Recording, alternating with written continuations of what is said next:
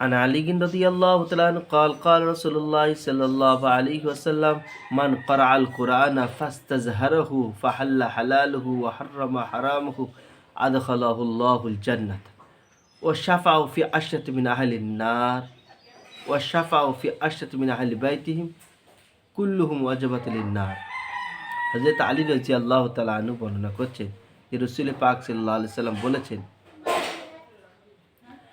যে ব্যক্তি কোরআন পড়ল এবং তার হালালকে হালাল বলে জানলো, হারামকে হারাম বলে জানলো, আল্লাহ তাআলা তাকে জান্নাতে প্রবেশ করাবেন এবং তার ঘরের 10 জন মানুষকে সে জান্নাতের জন্য সুপারিশ করবে।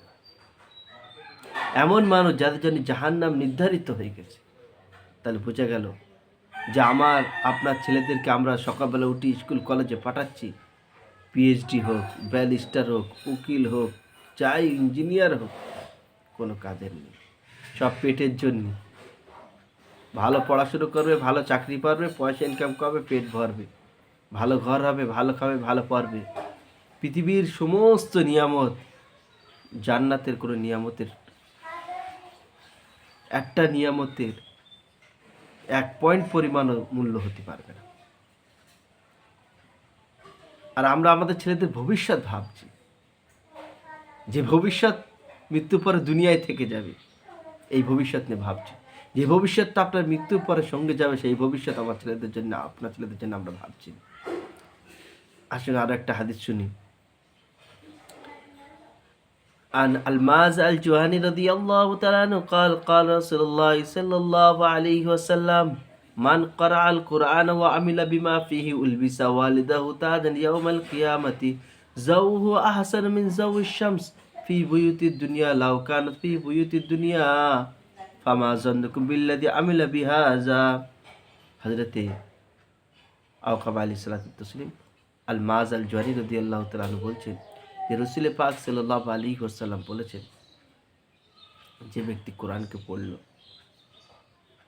আর ওর ভেতরে যে আদেশ দেওয়া আছে আদেশ অনুসারে চলল, যে দিকগুলো থেকে নিষেধ করেছে সেই অনুসারে সে চলল, কিয়ামতের দিন তার মা বাবাকে যখন সূর্য মাথার উপরে চলে আসবে তখন নূরের টুপি পরিয়ে দেওয়া হবে, সূর্যের তাপ লাগবে না, মানুষ দেখে হয়রান হয়ে যাবে যে এগুলো কারা, কাদের মা বাপ কেরম দোয়া হচ্ছে। দুনিয়ায় যখন মানুষ সমস্ত দুনিয়ার ইলমকে প্রাধান্য দিয়ে টিউশনিতে দৌড়চ্ছিল, স্কুলে দৌড়চ্ছিল, এরা তখন নিজের ছেলে মেয়েদেরকে সাজিয়ে গুছিয়ে মাদ্রাসা ও মসজিদে পাঠিয়েছে। ওই জন্য রাসূল পাক সাল্লাল্লাহু আলাইহি ওয়াসাল্লাম বলছেন, মাজ জোহানি বলছেন যে ব্যক্তি কোরআনকে পড়েছে এবং ওর ভেতরে নিষিদ্ধকে মেনেছে এবং আদেশগুলোকে মেনেছে, ওর মা বাপের দিন, কিয়ামতের দিন ওর মা বাপের নূরের টুপি পরানো হবে, যার রশ্মি সূর্য রশ্মির থেকে অনেক বেশি। যদি তোমাদের ঘরে হতো তাহলে তোমরা বুঝতে। তোমাদের কি মনে হয় যে পড়েছে তার মা বাপকে এতে দোয়া আছে, আর যে পড়েছে তাকে কি দোয়া হবে? ওই জন্য ভাইরা আমার, কোরআনকে আমরা চিনি, বুঝি, কোরআনের সাথে সম্পর্ক জুড়ি।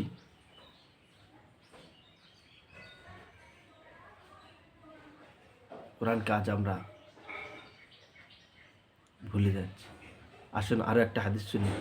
আন জাবির রাদিয়াল্লাহু তাআলা আনহু আন্না নবী সাল্লাল্লাহু আলাইহি ওয়াসাল্লাম قال القرآن مشفع وماهل مصدق من جعله امام قاده الى الجنه ومن جعله خلف ظهر ساقته الى النار।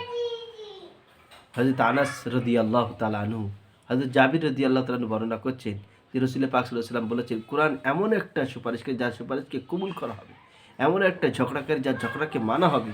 যে ব্যক্তি কোরআনের আদেশ অনুসারে চলবে, সে কোরআনকে সামনে রাখলো, যে কোরআনকে সামনে রাখলো সে জান্নাতে প্রবেশ হবে কোরআনের জন্য। আর যে ব্যক্তি কোরআনকে মানলো না, মানে কোরআনকে পিছনে রাখলো, সে জাহান্নামে, কোরআন তাকে জাহান্নামে পৌঁছে দেবে।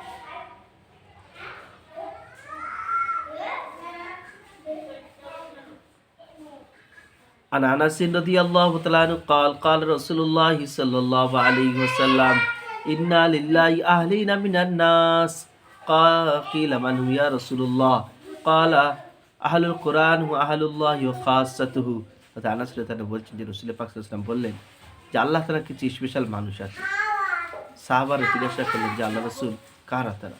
বলে তারা হচ্ছে কোরআন কারি, কোরআন পড়নেওয়ালা। এরা হচ্ছে আল্লাহ তাআলার স্পেশাল লোক। তাহলে আমরা কেন চিন্তা করছি যে আমার বাচ্চারা, আমার ছেলেপেলেরা কোরআনের আল্লাহ তাআলার স্পেশাল মানুষ হোক।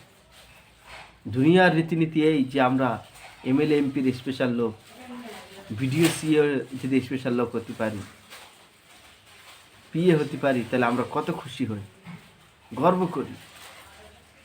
এমএলএ এমপি পিএমের যদি আমরা সাথে থাকতে পারি, ভিআইপি লোক করতে পারি, কত খুশি হই। আল্লাহ তাআলা ভিআইপি লোক হওয়ার জন্য আমরা চাচ্ছি না।